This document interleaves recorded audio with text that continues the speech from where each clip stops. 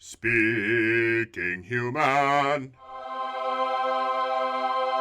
Today on Speaking Human, we catch up with the elusive creature that tried to destroy our fresh, hot Domino's pizzas back in the late 80s and share our picks for our favorite animated brand characters. Call up Tony the Tiger because this podcast is gonna be great! Speaking Human. Welcome to Speaking Human, where we simplify the world of marketing for humans. I'm Shad Conley, and I'm going to kick off this podcast by dropping a bombshell. Mr. Peanut's real name is Bartholomew Richard Fitzgerald Smith. What? What? It's true, it's fact, it's on the internet. Who would have thunk it? It's true. And I'm Snap, Crackle, Pop, Patrick Jabber. It's about time you got your own jingle. Well, that's all because today's episode, Shad, we're traveling back in time to answer the question on everyone's mind. What happened to Domino's Pizza's wildly popular claymation mascot, the Noid? Oh man, that question's been on my mind for so long. I can't wait to find out the answer. The answer's right there on the internet waiting for you, actually. Or this podcast. Yeah, you can listen to this podcast. You can use this new thing called Google. It's your choice. But either way, at this point, you're already listening. You might as well keep going. This is way more entertaining than Google. And we're going to talk about, brand characters in general and some of our favorites. So let's start out by talking, Patrick, what do you think about animated brand characters? Whether they're clay, traditional animation, CGI, what have you. Do you like them? I think animated brand characters play an integral part in brand marketing for sure. I think they're especially successful, as you probably have seen online, in food brands because there's a slew of articles written about them, and even more so in ones that appeal to children or parents of children, wouldn't you say? Yeah, especially, you think of like your cereal characters. That's kind of the, epitome of it. For myself, you try to think about them. I'm like, do I like them and do they actually work? And my answer is, I don't know if I like them, at least not now. When I was a kid, I loved them. But now, do I like them? I don't know. Most of them are kind of annoying, but man, they work. I remember being a kid and they imprinted on my brain. I knew all these cereal characters and everything like that. The commercials stuck with me, even the Noid, which we'll talk about later. These things definitely made an impact on me, and it's how I became familiar with these brands through that marketing. So it definitely works in that way. Yeah, it does work. I would say, that being said, I think that animated brand characters aren't quite as big as they were 30 or 40 years ago, Yeah, it was definitely more of a thing. And I think there's, part of that is there's been some pushback on that kind of marketing towards children, gearing things toward children and doing that. There's been a little bit of pushback in that area. And I think the other side of that is marketing's just changed. It's become so data-driven and, personalized that it's less about some of the more creative stuff or the random stuff like creating your own character. Yeah, for sure. It's all about data. It's all about the data. So what do you think makes for a popular or a successful animated brand character? Well, I think they have to be lovable, or at least likable. And it helps if they can be funny or cool or kid-like, especially if they're appealing to kids, which they often do, Yeah, I think a lot of them are a little bit weird too, right? There's kind of a weirdness factor to some of these, like the cuckoo Cocoa Puffs bird or something like that. They're all like a little bit loony. But I think the key thing is the brands who did it well, especially, back in the 80s and 90s when this was a big thing, was they really committed to them and they really, hammered them in. And that, I think, went a long way to why we remember these brands and why we remember these characters. I mean, you said loony, which obviously the relation to Looney Tunes. I mean, they're animated. They're characters that should be, to an extent, a caricature, if you will, of whatever that product is. You know what I mean? Yeah. And yet another example, kind of even an early example of how entertainment melding with marketing, especially how you see some of these things, which we'll probably talk about more later, came from marketing and then spun off into their own entertainment thing or their own merchandise enterprises or toy lines. They became this other thing, even though they started out selling a product. Sadly enough, in some cases. In some cases, Yeah. But yeah. interestingly to look back on, so which is what we're going to do in a minute here. We'll look back on the illustrious career of the Noid and find out where it is now. But first, let's get a quick word from our sponsor.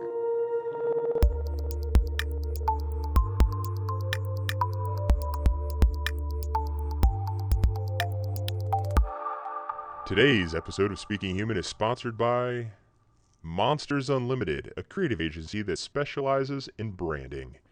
Whether you want to avoid the annoyance of brand mascots like the ones mentioned in today's episode, or embrace them like the Snuggle fabric softener bear, think Monsters Unlimited for your branding needs.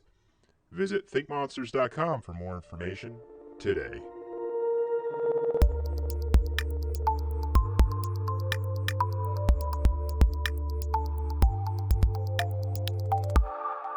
So, Patrick, let's talk about the Noid. You know, to catch you up if you don't quite remember the Noid, he came out at the time Domino's Pizza was moving to this 30 minutes or less guarantee. We'll get you your pizza in 30 minutes or it's free.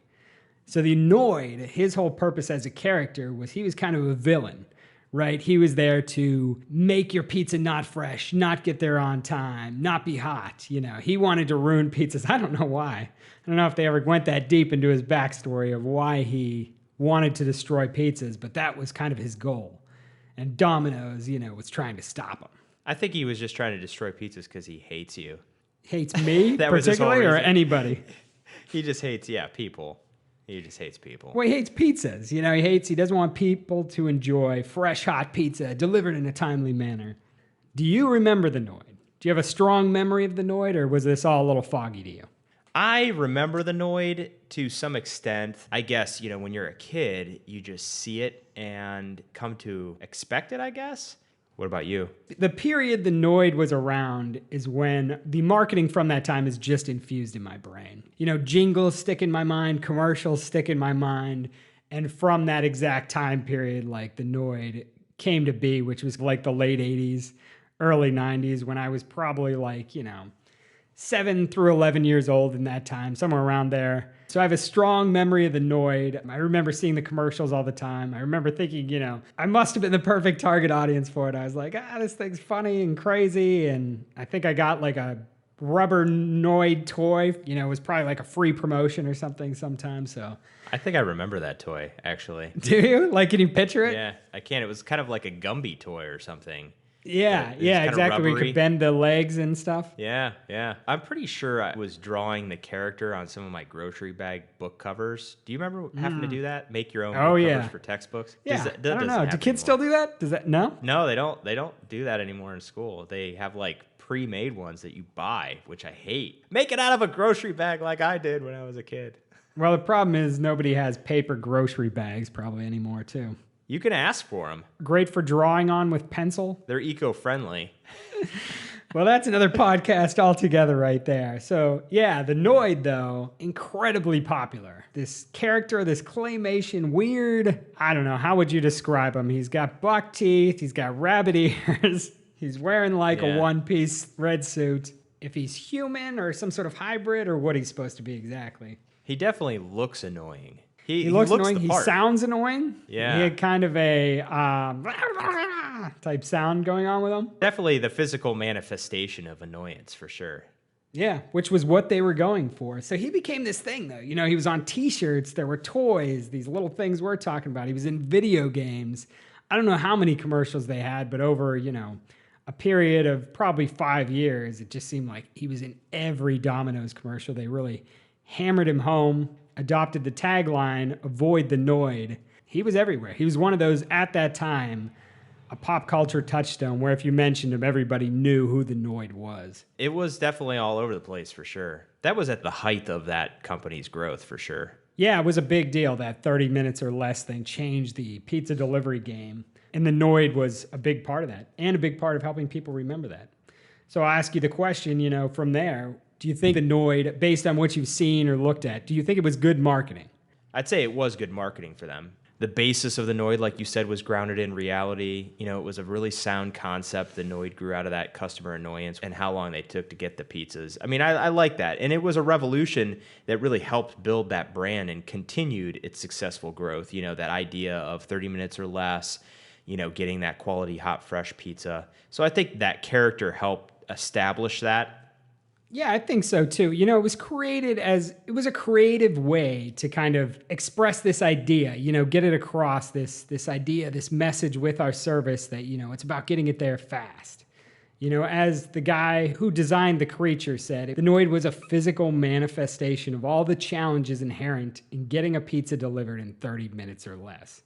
So that kind of underlying thought that went into it, I think, helped propel it to success. And then it just became one of these things, you know, one of these strange characters that somehow catches on, that kids love, that they have this tagline that you remember, and they hammer away with these commercials until, as much as you resist, you eventually embrace it, or at least it's in your head. Yeah, you really have to rally behind a character like that and use it almost in an overabundance to get it stuck with people that, hey, this is, you know, the face of that business, or the lack of, because, you know, obviously the Noid was a representation of the villain, not the actual business itself. Yeah, which is an interesting approach in and of itself. You know, as we talk about some of these other animated characters, there's a lot of heroes, there's some villains, but, you know, which approach you take and how you use it is kind of interesting, I think. So it's interesting they made the Noid the villain, you know, and he's not a representation of getting the pizza to you fast. He's the guy who's trying to stop it from happening, but, you know, can't get in the way of Domino's. So that in general just kind of worked. And, you know, we talk about sometimes there's also the catch fire factor with some of these things that you can never quite anticipate, like something exploding in this type of way for whatever reason in this time period. Yeah, again, you know, it took hold in that time period that we were talking about, the 80s/90s, which, you know, was ripe for animated brand characters for sure. Yeah, a common theme and something that worked with people at that time period. Would it work as well now? I don't know. Nobody does it quite as much. I don't know if it would have quite the same impact, if the Noid would be as big if he came out now for the first time. That time period is gone. So Patrick, the big question, he was so popular, you know, he was such a big thing, big part of Domino's marketing campaign. What happened to the Noid? Where did he go? The pizzas killed him. They strung him up, murdered him. Bunch of pepperoni pizzas. They were tired of being... I mean, I'd say one word, tragedy, you know?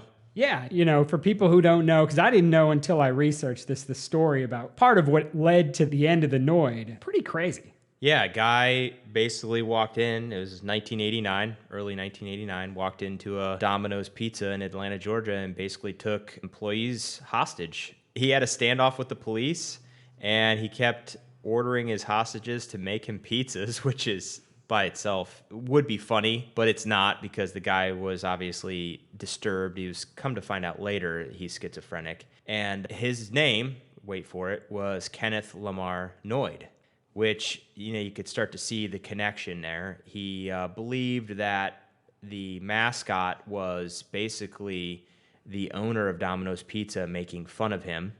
And this was all made up in his head. Obviously, they didn't have any beef. They didn't have a feud. But he made this up in his mind, and so he was basically going in there and trying to retaliate for that made-up scenario.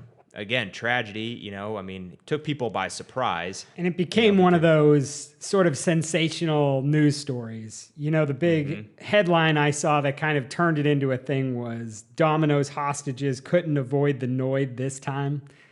And, you know, from there, I think that was a newspaper headline. From there, a lot of people picked up on that. It became like talk show chatter. So it just became one of these stories that has legs. Obviously, in the area pre-social media, this still happened. You know, it was just, it happened more slowly, where news would get picked up kind of on the national level or do the talk show circuit. I'm sure they talked about it on Phil Donahue. Do you remember that show? Who could forget Phil? I'm sure that Phil was talking about the Noid incident. But yeah, so that, you know, became a thing. I think that tragedy was part of what led Domino's to wrap up the Noid shortly after. You know, the man himself ended up killing himself in 1995. You know, just the attachment from this incident to this character definitely knocked it down. Yeah, For sure. I mean, such a strange series of events that actually led to the end of that character being used, for sure.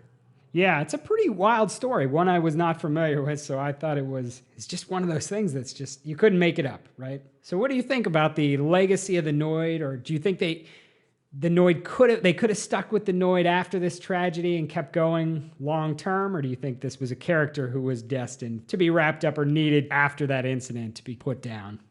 Could the Noid have overcome the tragedy? Possibly. I mean, I think there's always a possibility there, but I think it was the right decision by the company to discontinue using it. I sort of compare it to some of the past episodes we've had, like the Tylenol thing. It's all about how you deal with circumstances that are dealt to you as a company, and having the right message and making the right decisions after a tragedy or after an issue or crisis that really stands out. And I think it was the right decision, not only because of the events that led to it, but also because it was time, I think. Like I said, animated characters aren't what they were, and I think they can have longevity for a brand, but you need to explore new marketing paths at some point just to keep things fresh. Stale marketing could be just as bad as no marketing. So, yeah, no doubt. I mean, the Noid achieved such a peak of popularity. Whenever you have something like that, they're usually not going long term, right?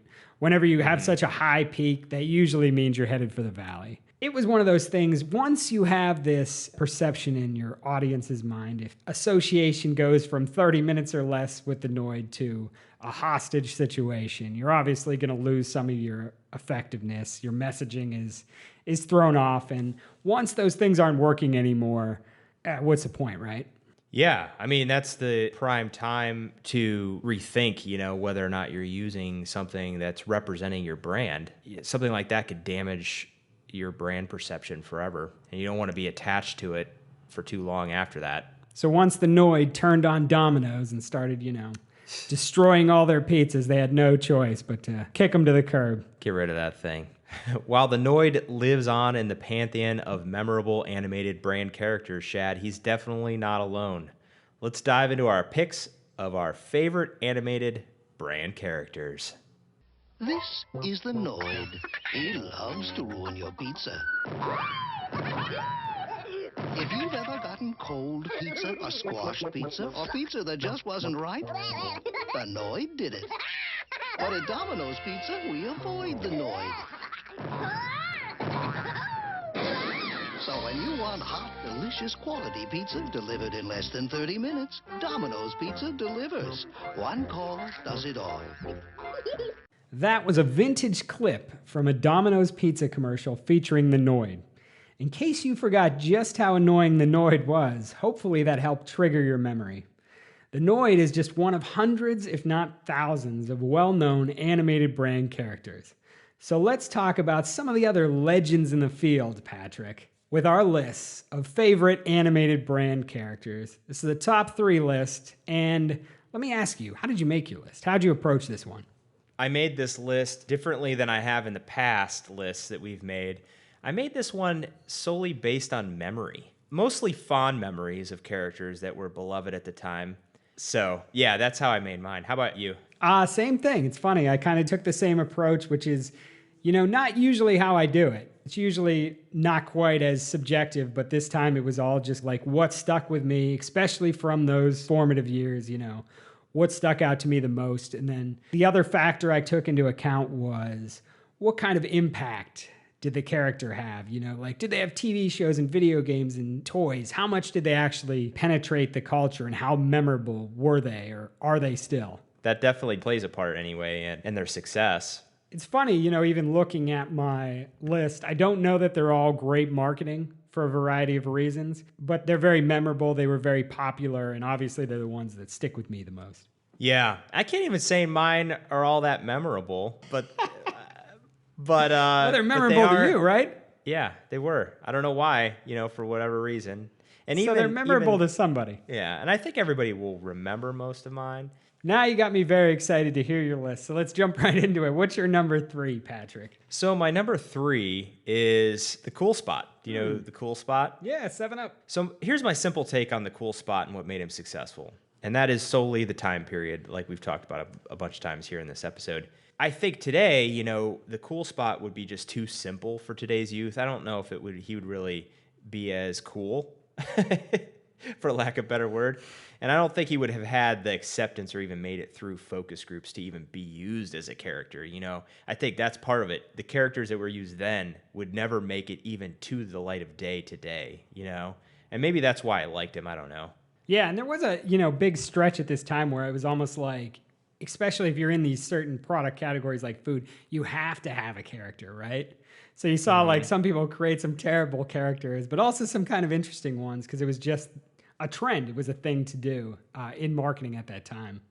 But what I liked about the cool spot was something that was very common at the time to tell you something was cool. He wore sunglasses. Oh, yeah. He had cool sunglasses, and he was just there. I feel like somebody at 7-Up was just like, that dot on the 7-Up can? What if that's character? Yeah, like you were saying at the beginning intro there, he did find his way from the 7-Up commercials to a Sega Genesis video game in the early 90s, which is odd. A lot of them had video games. I had quite a few on my list, and I think in general they were just giving a lot of brand characters video games at that point in time. Obviously, it doesn't say much to the success of that video game. It's just that they made it into a video game. So what's your number 3, Shad?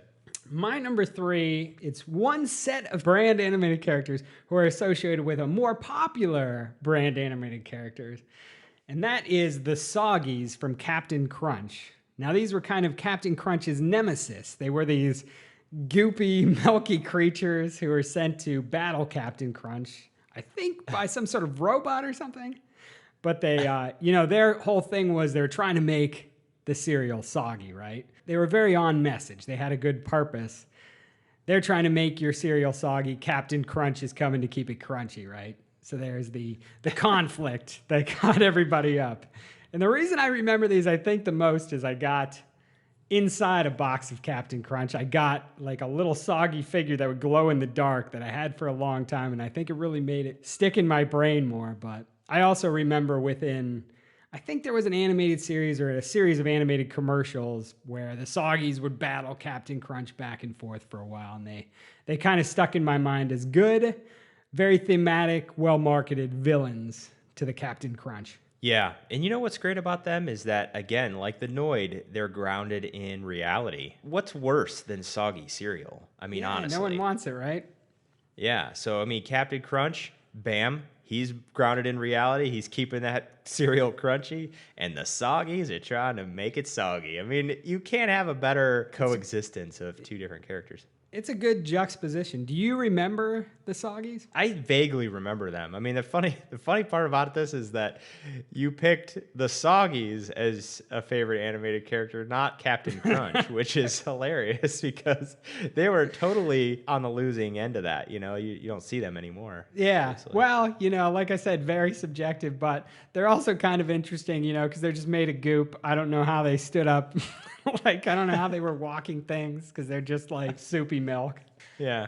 Well, my number 2, Shad, everybody knows the Kool-Aid Man. Does everybody know him now? I don't know. Everybody knew him then. I think he's still a thing. Introduced in 1975, this guy was just larger than life. He was in the Mr. T era, right? He was a phenomenon of the time. A pitcher filled with sugary powder and just a little bit of water crashing through walls when you called him. He basically ruined the homes of everyone that invited him in.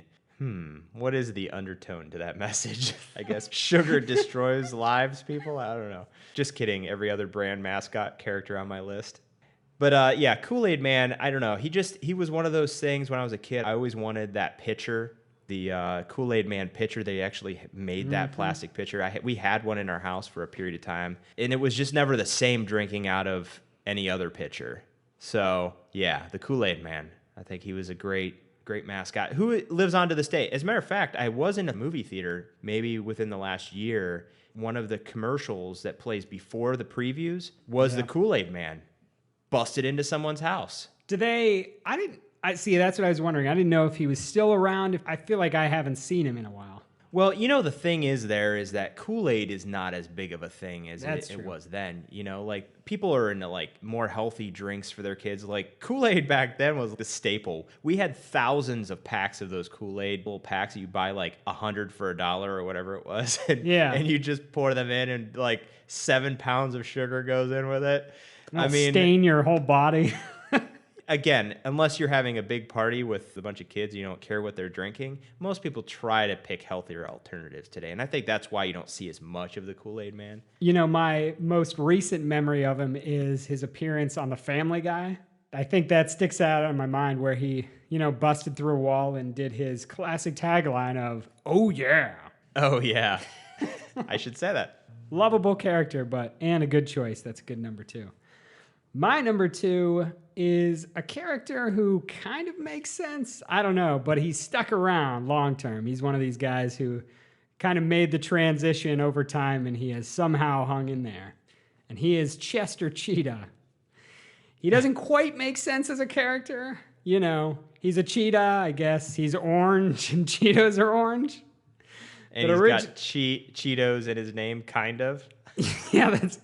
Cheetah kind of sounds like Cheeto. Cheetos are orange. It's kind of a fit. So originally, Cheeto's character was a mouse. It was like Chester Mouse, which makes sense, right? A mouse going after cheese. Well, much more than a cheetah. A cheetah, yeah, it makes more sense. But for whatever reason, probably because it sounds like Cheeto, they switched to the cheetah. And, he was originally, in how I remember him as a kid, kind of like a Looney Tunes style character.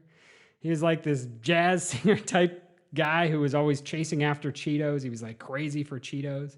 He was super cool, and then until the Cheetos came around and he went crazy, and he'd try to get them, and a giant anvil would fall on his head or something. With the tagline I remember, "It ain't easy being cheesy. It ain't easy being cheesy." That's his delivery. Yeah, he was like the equivalent of Wile E. Coyote, and the Roadrunner was the Cheetos. Right? Yeah, exactly. He's just chasing after these Cheetos and, not getting anywhere. So he was, popular. He had an animated series. They were like stuffed versions of Chester Cheeto, I remember. I found out he appeared in 2 video games. Who played them? I have no idea, but they exist. The big thing about him is he actually stuck around. So in the mid-2000s, they turned him from like an animated to a CGI animated character. And he started being less of a villain, kind of a hero. And then in 2008, they did another switch when Cheetos started trying to appeal to a more adult demographic. And he became kind of evil. So he was like this evil CGI character that was encouraging people to do bad things with Cheetos. Like there's one commercial where some lady yells at another lady at a laundromat, and Chester Cheeto shows up and is like, "Her whites are in the dryer right now." And so the lady grabs a handful of Cheetos and puts them in with her white sheets. Man, I don't even remember those. Yeah, I wasn't totally familiar with that period of Chester until I looked it up, but just the fact that he's been around for, 30 plus years is pretty incredible. And you can follow him on Twitter, 80,000 plus followers. A lot of good tweets there. I mean, who doesn't want to follow a cheetah chasing Cheetos? Yeah, he doesn't chase Cheetos as much anymore, I don't think. He just sits on people's shoulders as like the devil and tells them to throw Cheetos into people's... Throw it on that guy's white shirt right there. He's an idiot. They might have turned down the evilness, but there's some of these things that exist where just telling people to do bad things. Oh, that's a good one. So my number 1, Shad, is... I will say this, that it comes a little bit later on, introduced in the mid-90s, and they're still around with some frequency. The M&M's characters. Mm. And these brand characters have been able to maintain their status, which is why it made it to number 1 on my list. They continue to come up with new jokes to try to be witty and relevant. Like we've talked about this entire episode, it's much harder today. But they're a great series of characters. They all have their own individual personalities. Sometimes they come off as being a little funny. Other times, it's not so much. But they're still there, which is pretty insane, for being as old as they are from the mid-90s to today. Yeah, and still going pretty strong, I think. I still see a lot of those commercials and stuff. And some of them have that weirdness where people are like trying to eat them or like grab them. I don't know. They're a little bit strange. They've always rubbed me in kind of a strange way, but I think that's what a lot of this character stuff does. It's an interesting take when the brand character is also the actual product So like you Yes. said, when people are actually trying to eat the mascot or the brand character, you feel a little weird about it. But Yeah. maybe that's what's the appeal to it, is that part of that. It must be working because they've kept him around so long, but it is a strange thing. Like this thing you're trying to eat is like a talking, you're bringing life to this food that you're going to shove in your mouth or like you want to devour, right? This lovable character Yeah. you can't wait to toss in your mouth and chew on. Yeah, like you're eating those peanut M&Ms and you just hear that guy going, "Oh no." Cuz he's always got a deep voice. Yeah, every time I, take a handful of M&Ms, all I hear is screams. Help me. Why? It's a good one, and that one definitely has legs. Well done, sir. It is a good one. And it's actually my number one, I would say, is a complete precursor to that. They're very tied together. My number one is also a food, something you eat with arms and legs and eyes and mouths. It's the California raisins. I knew you were going to pick, for some reason I knew you were going to pick this. Well, to Yeah. me, it's the peak animated brand character. It's like the moment when it reached its apex, and Claymation's greatest moment, maybe other than Gumby. The California raisins, if you weren't around at the time, it was kind of crazy how huge they become. I mean, they, more than any other character, really became a thing. There were toys, lunchboxes, comic books, albums, and an Emmy-winning Christmas TV special. I mean, it's crazy. They were loved by kids and adults. You would see people with like California raisins sweatshirts. Were these people eating more raisins? I don't know. I can't speak to that, how it worked as a marketing tool. It's like we were talking about with the M&Ms. Seeing the thing you're going to eat dancing around and singing, does that make you want to eat it? I don't know. Yeah. They were one of the hottest brand characters of that time period, for sure. Mm-hmm. But they're so gross looking. Like, I can't get over how gross looking they are. Well, I mean, they're raisins made out of clay, right? It's hard to actually stomach a little bit. I almost stopped eating raisins for pretty much my entire childhood after this came out. They're not super appealing. That's what I mean. I don't know if they work. From what I saw, I was trying to look up, did they actually boost sales of raisins? And they're like, they got a slight boost from it, but the characters were originally made and marketed by the California Raisin Growers Association or something like that. And the cost of the commercials just became too much, which is why they shut it down, because they were kind of just trying to draw attention to California raisins in general without selling a specific product. Yeah. Which is why this thing eventually had an early death, like the Noid. They're the one that sticks in my mind the most. If you're around that time and someone says the California raisins, you know exactly who they are. Kids loved them because they were like a cartoon. Adults loved them because they tied them with these old Motown songs and stuff. Like I heard it through the grapevine. They're, to me, the biggest thing in this category, the prime example that pops into my mind. And if only they hadn't looked like little turds. But a great example of a brand character, and I will give it to you, they were popular, for sure. This is a great example of, and there's so many of them within this category of these, these animated brand characters. How did that work? How did that become a thing, right? It's just must be just the moment or this strange combination of factors that at this exact moment it was spewed out onto the earth. It became popular when maybe at no other time would that ever have worked. Yeah, well, timing is everything. I mean, we talk about it a lot in Speaking Human, that timing, if it's too early or too late, it falls flat. You don't know until it does or doesn't. You know what I mean? Does it work? There's always, with any sort of marketing or creative marketing, there's always that element of surprise. And, we see it all the time with viral marketing now. What makes something, trigger that viral reaction? And sometimes you can pinpoint it, but sometimes you just can't. It's just random or strange. One final note on the California raisins. There's rumored to be a reboot in the works. Oh, God. So great news for you, Patrick. Well, Shad, on that note, let's jump into our top takeaways.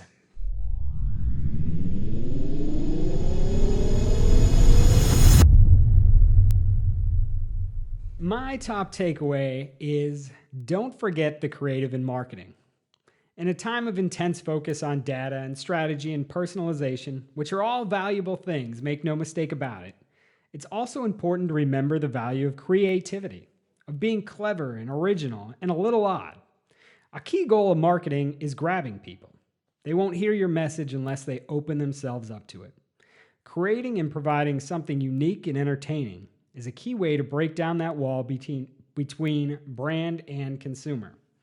It's not just what you're saying, it's how you're saying it.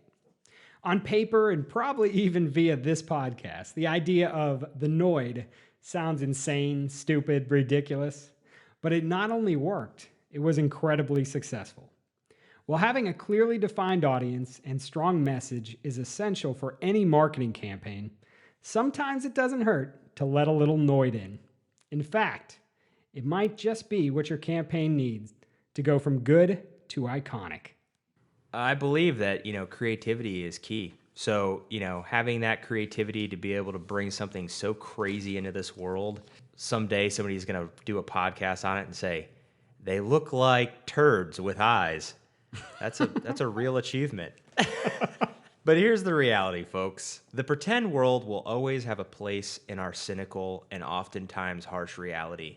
Sometimes breaking away from our everyday struggles, even if for a brief moment during a commercial break or a sponsored ad in an online stream, in today's world of online streaming, it can help our psyche. In truth, animated brand characters, or brand characters, even if they're not animated, have the potential of delivering us from evil. And no, this isn't the Lord's Prayer, but for brands that activate their own characters and associate themselves with a charismatic and lovable face, take note of the things we talked about today. Brand mascots can elevate your equity in the world. And even if your brand doesn't lend itself to speaking directly to children or the parents of children, don't discount its capacity for effectiveness. In the words of the late, great Jim Henson, the most sophisticated people I know, inside they are children. Well done, well said. Brand mascots can deliver us from evil. That's going to be the quote of life. That's going to be a social media post. It's going to be all over. It's going to be all over Twitter. Your takeaway is our California raisins. There's going to be merchandising. There's going to be T-shirts. There's going to be a video game. Deliver us from evil. Deliver us from evil. Hamburger helper, helping hand. That'd be awesome if then we had all these brand mascots fighting evil. It's like the Avengers, but with, this team of old animated brand mascots fighting demons and Satan. Yeah. Who wouldn't watch that? like Someone get the Cartoon Network on the phone now. We got to pitch this. Deliver us from evil. We covered a lot today with brand mascots. And that's it for today's episode, everyone. You can find current and past episodes of the podcast on the new and improved SpeakingHuman.com. You can also listen and subscribe to Speaking Human on iTunes, Stitcher, SoundCloud, Spreaker, Google Play, or anywhere awesome podcasts are available. Yeah, good note to throw in there. SpeakingHuman.com has been upgraded. Articles, podcasts, videos, just like this podcast, talking about simplifying the world of marketing for humans. Great stuff there, so go check out that content at SpeakingHuman.com. You can also email us with your thoughts on today's show or any questions or comments. Feedback at SpeakingHuman.com. That's feedback at SpeakingHuman.com. Who knows, we may even read your email on a future show. You can also follow and harass us in Noid-like fashion on Twitter. We're at speaking_human on Twitter. We'll be back in 2 weeks with another episode of Speaking Human. Catch you then, humanoids. Speaking Human.